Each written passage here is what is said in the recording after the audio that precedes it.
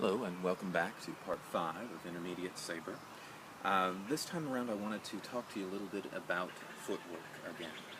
One of the early videos in Basics I talked about footwork and moving with the saber, and basically just parallel feet and pointed feet. Most of the time we're dealing with the pointed feet with single weapon pointed towards the hand that has the weapon in it. And how we've sort of narrowed our stance because we don't want to hit ourselves in the leg. One of the interesting things about Saber is starting to get good with the saber spinning is going to involve bringing the saber as close to your body as you can without touching it, and learning to move your body around the saber. Now that has some applications towards footwork. If you really want to start to cover ground with footwork, and you really want to start to be able to move with it, you're going to eventually have to work yourself into a wider stance. Okay? Again, let me back up here so you can see it, but I've got that directional stance. Most of the time my weight is on this back foot. This is a basic fencer stance. And I can bend my front knee or I can keep it straight. If you bend it, you're more mobile. But I've got both knees somewhat bent. The lower I get, the faster I'm going to be able to move.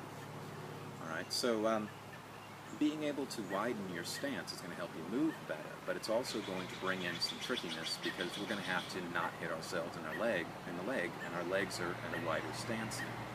So moving with the saber, once you get a feeling for how the saber moves,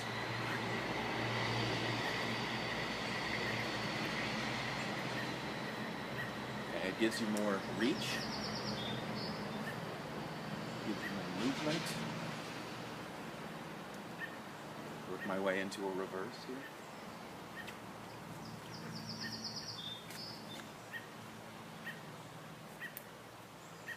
Keeping low to the ground helps you move faster, but we've got to sort of time our steps with the saber. So I recommend don't get too attached to this narrow stance. It's good if you don't plan to move or if you plan to move slowly.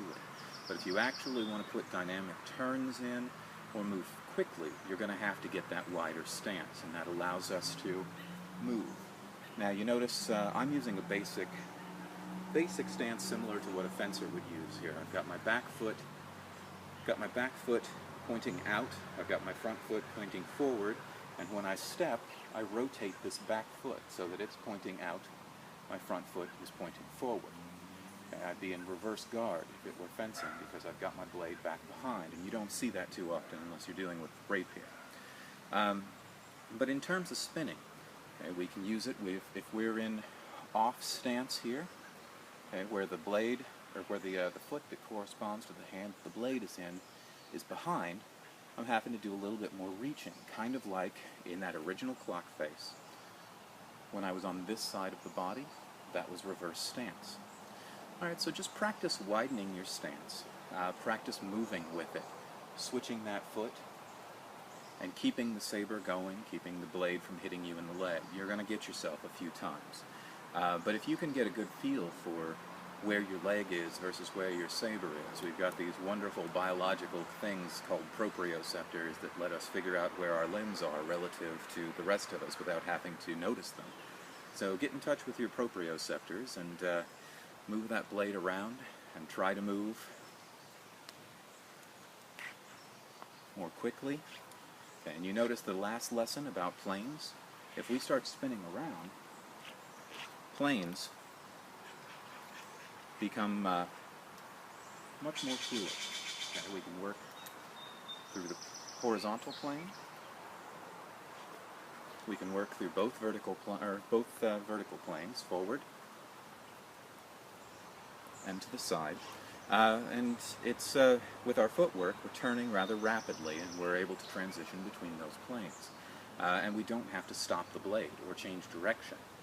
In order to get the blade to actually change direction. We can just fluidly move from one side to the other, from one direction to the other, and chain things together. Now this is getting more into more into performance than just practice. So I encourage you, widen your stance a little bit, move around. That fencing stance works really well for me. When we get to dual wield though, the sort of horse stance is going to be useful. And that's going to allow us to pivot from one side to another and move around with different blades in our hands. But more on that in the advanced stuff when we do get to dual wield. For now, practice the wider stance, move around.